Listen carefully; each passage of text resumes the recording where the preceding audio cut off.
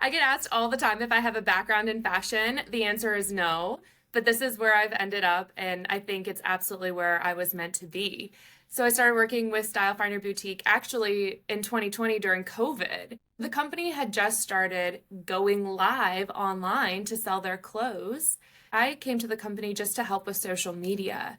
That's what I was doing at my previous job working in the wedding industry. But because I have a background in modeling in particular, I just kind of started helping out, jumping into photos for the new arrivals. I was doing some online modeling for the shows. If you think like QVC style shows, where they talk about the product and there's a model wearing it, that's essentially what we do. We had just gotten the app and things just really evolved from there. Then I started hosting shows. And when the brick and mortar opened back up, I started helping out in the front, working with clients. I listened to Mary Michelle, who's the founder of StyleFinder, and she's been a style coach for 15 plus years. And so I picked up a lot of tips and tricks from her.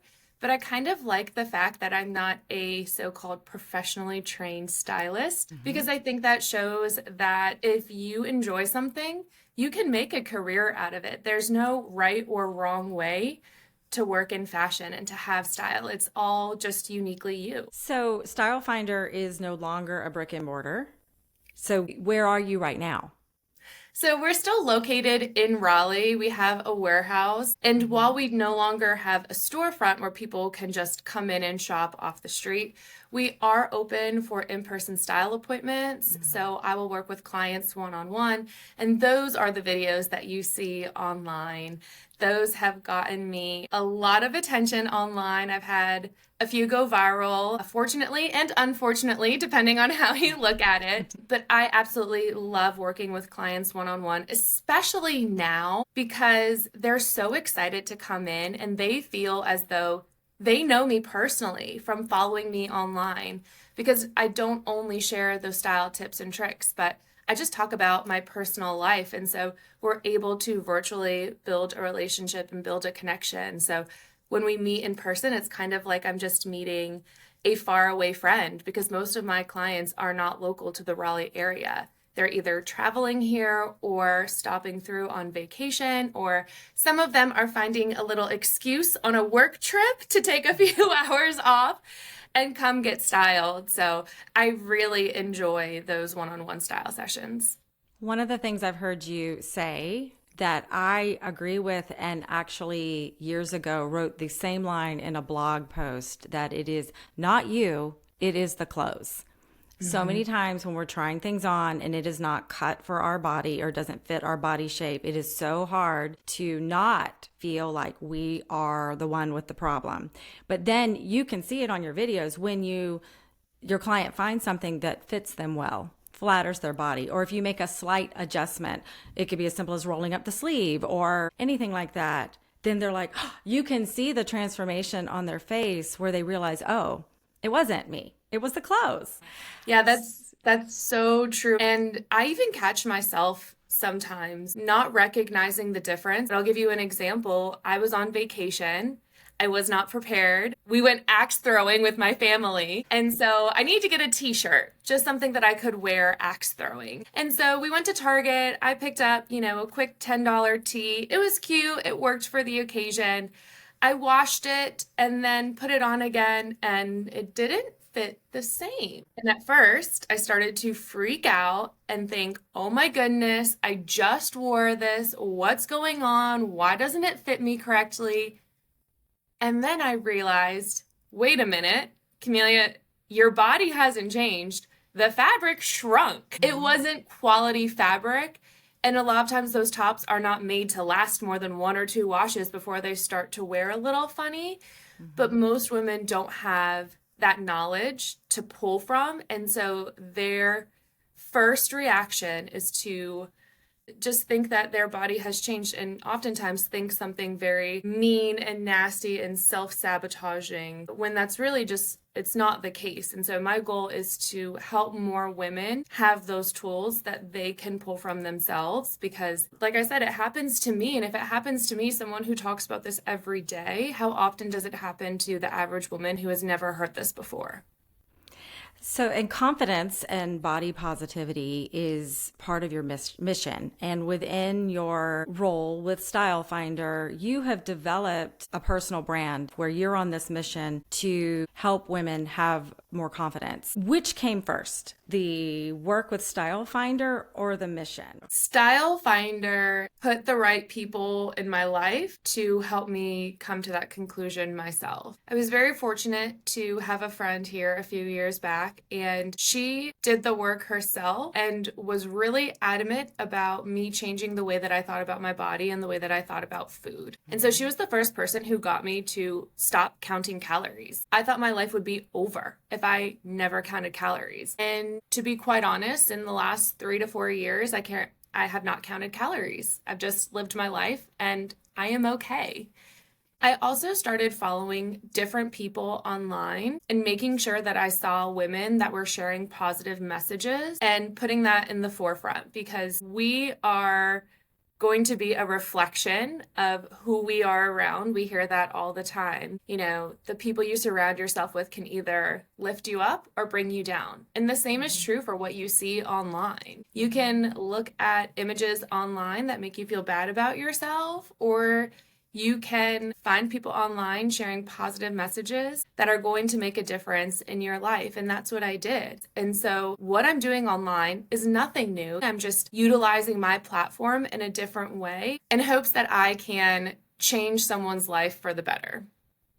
Well, you're absolutely doing that. So I had the privilege of meeting you recently when we both were speakers at Take the Lead in Charlotte. So tell everyone how you started your talk, and then we'll go into how everyone reacted to it from your perspective.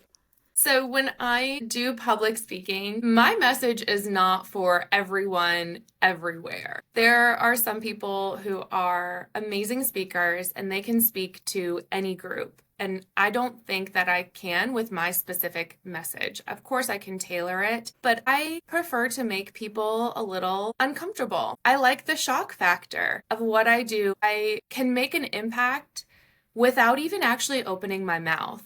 And so what I do on stage is exactly what I do on camera. During my style sessions, I work with a lot of midlife women who have had their bodies change through menopause. Women's bodies change for so many reasons. Childbirth, maybe you're taking a new medication, maybe you've survived some kind of life trauma, taking care of a sick loved one. And I noticed I was telling all these women that their bodies were perfect as they are and they need to love themselves fully and wholly, but I wasn't doing the same. And so I made myself uncomfortable by stripping down on camera down to my underwear, because people had really misunderstood views of my body. People made assumptions about the way that my body looked online based on the clothes that I was wearing. So to reiterate that message that your body is not the problem, your clothes are, I started showing people what my body looked like and how I could style it in a way that brought confidence. And I remember the very first speaking engagement I did was with a small group of women here in Raleigh. And it wasn't until that morning I was in the shower thinking about what I was going to say, and the thought popped into my head, and I asked myself, should I do this? Should I strip down on stage? That's what I do. That's my message. That's who I am. And I did it. And the reaction I got let me know that the message was received before I said anything. And so that is what I did at Take the Lead. I literally show vulnerability by stripping away all of my clothes, all of my armor, bearing it all, so you can really, truly get to know me. And someone used the word transparent, and I really, really liked that. I feel like that's the best way to get to know somebody, is when you can truly see them. So yeah, I'm known as the girl in the red underwear, and I love it.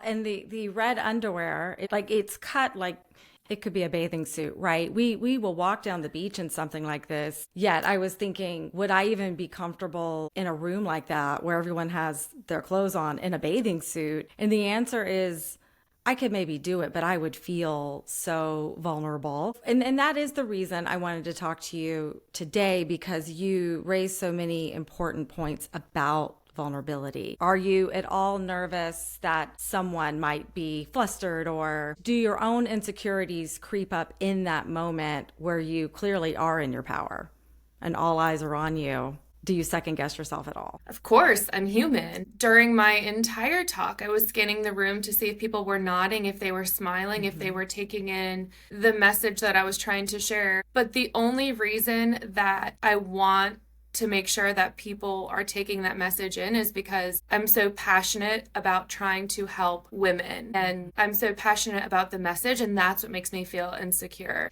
is that am I doing enough? Am I sharing this message in the right way that they are going to remember this when they leave?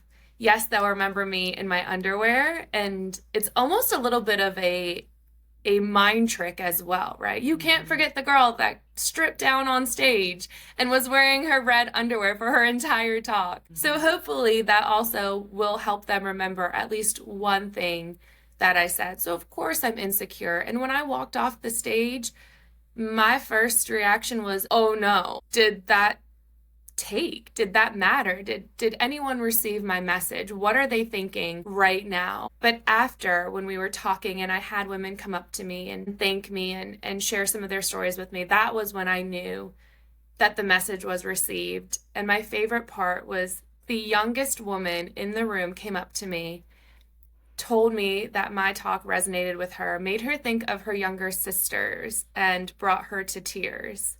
And when I can bring someone to tears, I know that I have truly touched them and I will be a part of their life forever. And that truly fills my heart the most. You raised so many important points there. So I'm just going to recap what stands out for me, that even when you are making an impact and your message matters and you know it's important, that this vulnerability that we're about to talk about is very much there. And the part of us that still cares how we're perceived, but the trick is we can't shapeshift for people who might not get it. But it's so affirming when you get those nods. What I felt in the room was zero tension. I mean, I think if anything, it was almost like people wanted to cheer for you immediately. But to me, that also speaks to the fact that women crave this. It's like, yes, can we please just stop pretending?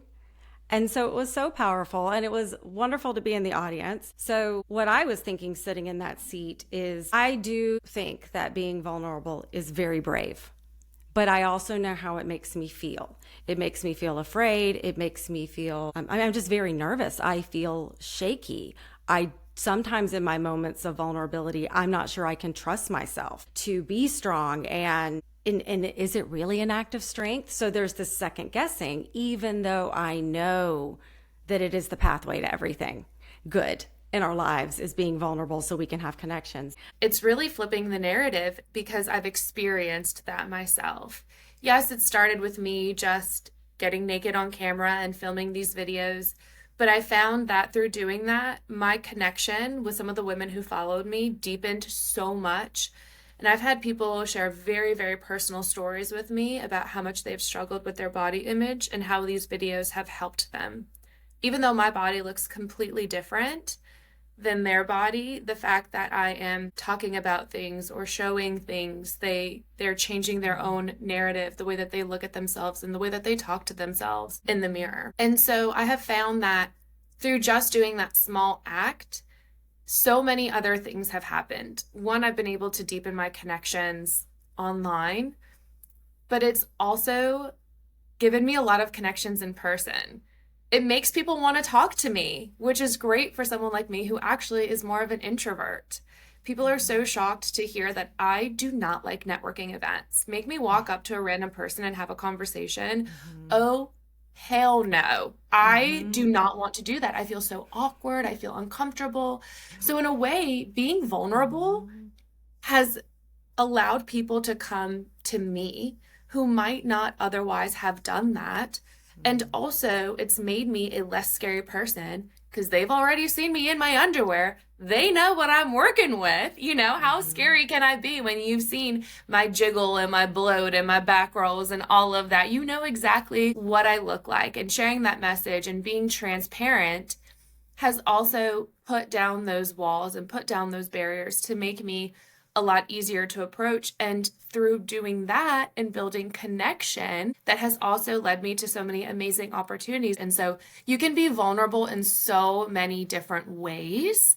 You just have to find out how it makes sense for you. Even last night, I went to the gym at a different time, and the weight room was filled with people who looked very in shape, like they knew what they were doing. I'm getting into strength training. I'm doing the barbell with like the bar, maybe 2.5, like no weight on it. And it was very intimidating for me to be there. Going to the gym, trying new machines, trying new workouts, doing something that I'm not confident in, that's being vulnerable to me. But if we flip the narrative, instead of looking at it as opening myself up to judgment because those other people in the gym could be like, she's not doing that right. I'm just telling myself, you know what? I'm trying. I will get there eventually. I will become more comfortable. I've recently started working with a health and fitness coach, so I had a program to follow. It was my day to work out. I'm not working out to be skinny. I am training to be strong. And my options are either avoid this and stay the same or be uncomfortable and grow.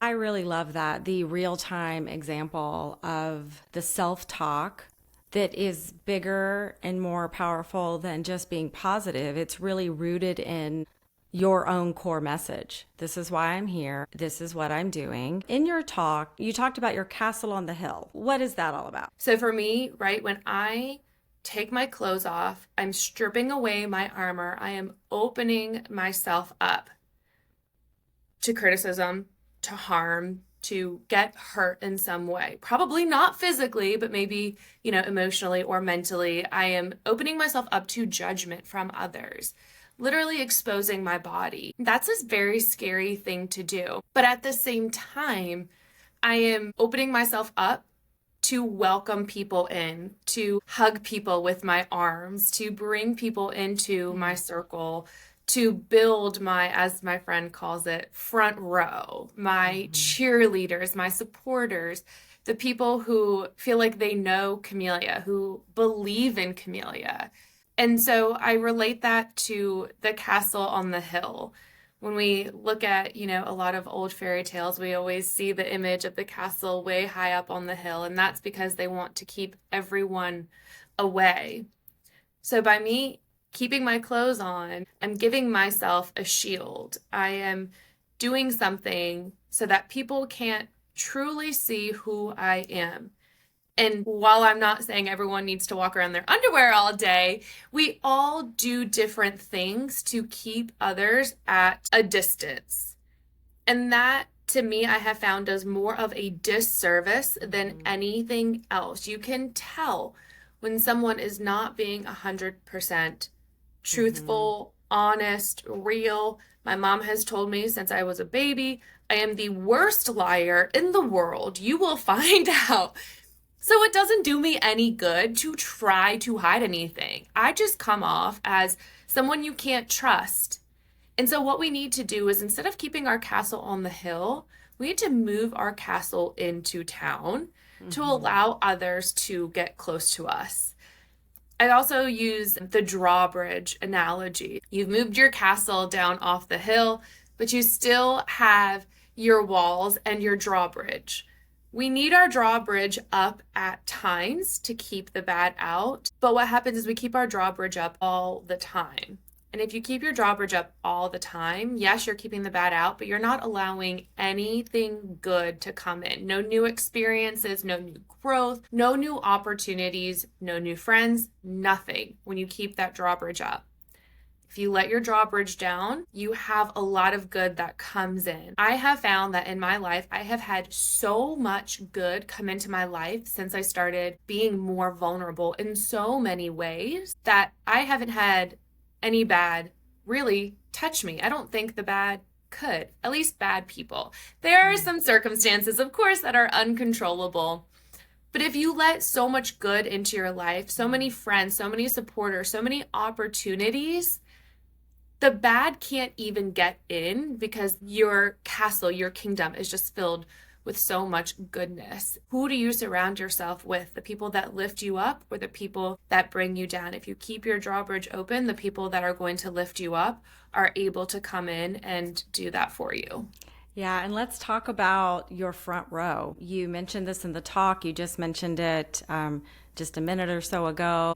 You actually had a front row of friends and supporters come support you for your talk, and they were literally on the front row. And their energy actually helped me through my talk because I had gone one or two speakers before you.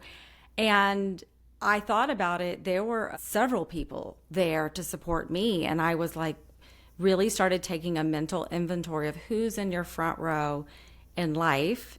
And I know that's part of what got me through that speaking experience, because even though I do have experience as a speaker, it had been a while. I do a lot of stuff online, but when people are literally in the room with you and you can see their eyeballs, and it was a vulnerable moment. Part of the reason I felt as comfortable as I did was because my own front row was there. I think people have more people in their front row than they even know. I have grown my front row, and I have to give my friend Jen credit. She's the one who coined that term, and I just think it is so beautiful. My front row, all of those women who were there to support me at that conference, are all women who have come into my life since I started becoming more vulnerable and pushing myself and building my community. All of those women I had known for less than a year. They all traveled from Raleigh to Charlotte. Some of them got rooms just to come see me talk. And what's so funny is a few of them didn't know that I was going to undress on stage. And I said, really? You've seen all my videos and you didn't think that was going to happen? But Oh, what that's they funny. said too, which I thought was so interesting, was they said that as soon as I took my clothes off, I was more confident. I stood taller. I had more of a presence when I was in my underwear. And I think that's just because it, again, relates back to the message and why I am there. I am there to help women change their minds about not only the way that they look at themselves. That is a huge topic that I talk about. But as I've said, it doesn't have to be just in exposing yourself and taking your clothes off and being vulnerable in that way. You can be vulnerable, like I mentioned, going to the gym, trying a new experience, when you get a new job. That's being vulnerable. When you take up a new hobby, that's being vulnerable. When you go to a networking event, you meet someone for the first time, that's being vulnerable, exposing yourself in some way. So that's what I really want people to take away is you can be vulnerable in so many different aspects of your life, and it is the best thing that can ever happen when you start to really open yourself up. But the way that I connect with people the most and the way that I am personally the most vulnerable is by talking about body image, because that's something that I know every single woman at one point in her life has struggled with and probably still does. I don't think any woman can 100% say that she loves her body fully every single day. It is a lifelong journey, and I am just here to be your companion on that ride. What would you say to the listener who is on the edge of doing something vulnerable, brave, scary, feels like it's time to take a step forward, but is terrified? I would say the worst thing is to not know what opportunities you're missing. I was vulnerable when I first started sharing my videos online. Every single video I post, people look at my following and say, she's made it. She has a big following. Every single time I post a video, I am being vulnerable. I am exposing myself to the internet trolls. And let me tell you, they do not stop. I've been doing this really for 3 years now, building an online presence, and it still gets to me. But I wouldn't have these opportunities if I didn't post. I wouldn't have all of these amazing women in my life if I did not post. You don't know what could happen. All right. So, where can people find you? The best place to find me is going to be on Instagram. And so my Instagram handle is Camellia, just like the flower, _ Jade, just like the stone. Or if you download the StyleFinder Boutique app, You can see me on our live shows that we do Monday through Friday. Sometimes we do some fun weekend pop-up shows, and that's a great opportunity to see some fun fashions and learn some great style tips. If dressing for your body is going to help you find confidence, that is what I am here for, because sometimes working on the outside and feeling a little bit better and a little bit more confident in your clothes can help you on your journey to loving yourself more on the inside. Wearing different clothes is kind of like a band-aid. It's going to help that wound heal, but you still have to do the work on the inside. But I have noticed in myself, I think dressing better, finding confidence in my clothes has helped me on that journey to self-love and having confidence on the inside, because I know on a day that I get dressed, I feel really good. My attitude is great. And on the days that I don't get dressed, it's a little bit different. And so I challenge everyone to take a day, put together an amazing outfit, and see how you feel. Then the next day, wear your usual whatever clothes and take note of how you feel and how you move about the day and see if you notice a difference. That is a great piece of advice to end on. I actually do this on a regular basis. Like, I get dressed and then some days I can't even be bothered with it. And it absolutely makes a difference. So Camellia, thank you so much for being here today. I'll be sure to link your Instagram and the StyleFinder Boutique. All those links will be in the show notes. And thank you for the messages and the mission that you have for women, because it is well received and very much needed. Thank you so much for having me.